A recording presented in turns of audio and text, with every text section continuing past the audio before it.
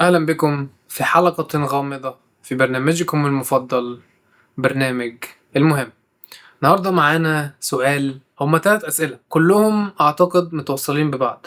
سؤال من دارك زي 1 نايت. لو عايز تقرأ السؤال كله ممكن تعمل بوز وتقرأ، بس الملخص اللي أنا وصلت له إن هما يتقسموا ل3 أسئلة. فأنا هبدأ بتاني سؤال، وتاني سؤال هو موضوع حساس شوية.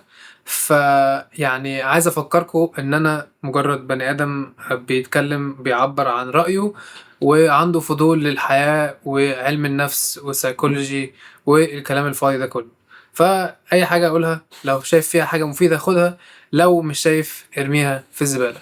أول جزء من السؤال بيتكلم على رغبة الانتحار. تاني جزء اللي هو أول جزء اللي هو كتبه ليه علاقة بالدوشة والشوشرة اللي في الدماغ، وتالت جزء ليه علاقة بإزاي الواحد يبدأ يكتب ويعبر عن نفسه. أنا شايف إن كل دول ليهم علاقة ببعض، متوصلين ببعض بطرق مختلفة. فهنبدأ بتاني سؤال.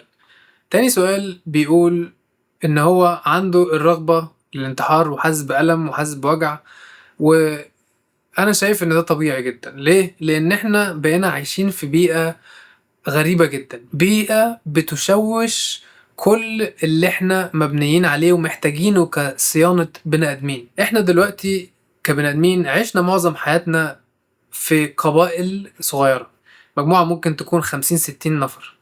جه الحاج الأمريكاني عندهم فكرة عظيمة كده، وهي الأسرة النووية أو النيوكلير فاميلي. بدل ما 50 واحد يدفعوا تمن بيت، يبقى كل 4 يدفعوا تمن بيت، وكل واحد فيهم يجيب عربية، والواد لما يبقى 18 سنة يطلع بره ويروح يصرف على نفسه. فده يشغل إيه؟ الإيكونومي والكلام ده كله. الله أعلم إيه السبب، بس اللي متأكدين منه ان احنا كبني ادمين مش مفروض نعيش بالانفصال ده، لان احنا محتاجين المجموعة دي عشان ننمو. انت لو شفت حد بيحاول يربي بيبي هتلاقيه طالع عين امه، لان في الطبيعة لما يكون في قبيلة هتلاقي البيبي ده بيتنطط من كل حتة لحتة. انا لما كنت قاعد في السنغال كنت عايش مع 50 بني ادم تقريبا، والبيبي انا مكنتش عارف ده ابن مين اصلا، كنت كل شوية اشوفه مع حد. وبعدين البيبي ده بيتعلم من اللي اكبر منه شوية، واللي اكبر منهم دول بيتعلموا برضو من اللي اكبر منهم، وهتلاقي الجدة بتعلم الام ازاي تعلم العيال وازاي تبقى ام، وتلاقي ان في احترام ما بين العائلات وكل واحد بيتعلم من التاني، والدنيا بتبقى اسهل مليون مرة. دي الطريقة اللي عشنا بيها لآلافات آلافات السنين. فلما بيبقى واحد بيعمل حاجة عجيبة في القبيلة دي، أو حاجة مش محبوبة أو حاجة مش مفيدة، بنبدأ نعاقبه كمجموعة. من أقوى العقابات اللي ممكن نعملها إن إحنا ننفيه، إن إحنا نبعده خالص عن البيئة بتاعتنا أو نخليه وحداني. فاللي بيحصل إن البني آدم دلوقتي لو هو حاسس بوحدة عشان مش عايش مع 50 نفر اللي هو ده الطبيعي بتاع كل يوم، هيبدأ يحس بوحدة، والمخ والجسم هيبدأ يقتنع إن هو بيعمل حاجة غلط أو بيعمل حاجة مؤذية. الجسم حتى بتلاقيه بيهاجم نفسه. فطبعا دي كارثة، ودي بتسبب في ان واحد يبقى عايز يموت او عايز.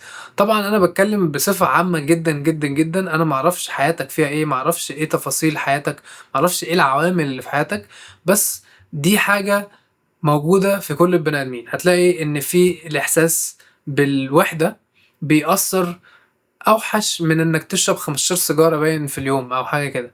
يعني هتلاقي ان الوحدة عامة من اقوى الحاجات اللي بتدمر البني ادم. وهتلاقي ان معظم الناس اللي عايشين في اي مدن عندهم الفيروس بتاع امريكا، اللي هو يعني مش هقول ان امريكا هي اللي اخترعته، بس هم اللي ظبطوه بصراحة. هم يعني عملوه احسن من اي حد. موضوع الاسرة النووية او الاتوميك او الاتوميك اي فتي اي رزع، نيوكلير فاميلي.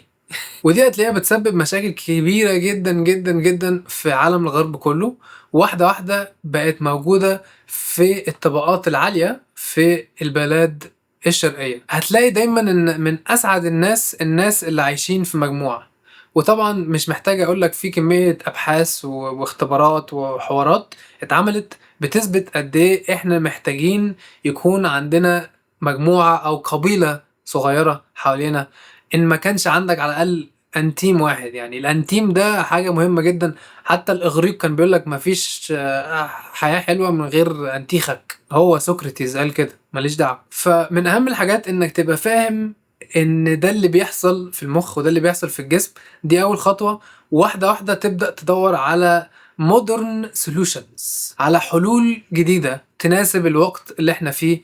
ومجرد فهمك للحالة دي لوحده كافي انه يبدأ يسبب علاج. ده موضوع الوحدة لوحده، غير بقى الرأسمالية اللي بتخلي كل الأكل اللي احنا بناكله، كل حاجة احنا بنعملها تقريبا بتأذي المخ وبتسبب نوع من أنواع الضباب الداخلي. يعني الأكل اللي احنا بناكله من كتر ما هو مؤذي حرفيا بيخليك ما تفكرش بطريقة واضحة. الأكل المصنع أو الأكل اللي هو ما فيه من الآخر من بني آدمين، من اكتر الحاجات اللي بتدمر المخ وبتخليك مش عارف تفكر. وطبعا الدمار مش بيقف هنا، بيأثر في النوم، فالنوم بيبقى اوحش النوم وحش دي بتسبب كوارث حرفيا. انا ممكن اعمل حلقة كاملة عن النوم. النوم اللي مش كويس بيدمر الدماغ حرفيا حرفيا حرفيا بيدمر الدماغ. واحنا بنعمل حاجات كتير بتدمر النوم، من ضمنها ان احنا بنشرب قهوة بالليل وحاجات غريبة كده كتير. لو عايز نخش في الموضوع ده اكتب في الكومنتس وممكن نبقى نعمل حلقة تانية. طبعا ده بقى غير السوشيال ميديا والحاجات اللي هي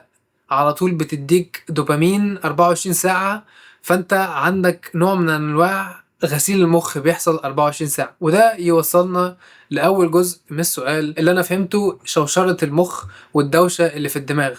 طبيعي من كتر ما احنا عايشين بطريقة غير طبيعية، الطريقة اللي عشنا بيها آلافات السنين، طبيعي هنحس الإحساس ده في الدماغ، لأن مخك وجسمك كل حاجة بتصرخ إن أنت بتعمل كل حاجة غلط. وده طبعا مش بقول إنه بسببك، احنا هي دي البيئة اللي احنا توصلنا إليها في 2025. وبرضه هكرر إن أنا معرفش إيه العوامل اللي في حياتك، بس أنا بتكلم في العوامل اللي بشوفها بتأثر في معظم البني آدمين. وغالبا برضه في نوع من أنواع الكبت، ان انت مش بتطلع الاحساس بالتعبير عن النفس او انك تبتكر او تبقى كرييتيف او تعمل اي حاجة من الحاجات دي. وده يوصلنا لتالت جزء من السؤال، وهي الكتابة. الكتابة دي بالنسبة لي من الحاجات المفضلة اللي أنا بحب أعملها. أنا أكيد قلت حاجة زي كده في حلقات قبل كده. أنا بالنسبة لي أنا بسميها ترجيع المخ. أنا بصحى لازم أرجع أفضي دماغي، لازم أفضي المخ. والكلام ده مش كلام أنا بس، يعني هتلاقي إن في أبحاث برضو واختبارات واختراعات وحبشتكنات كتير قوي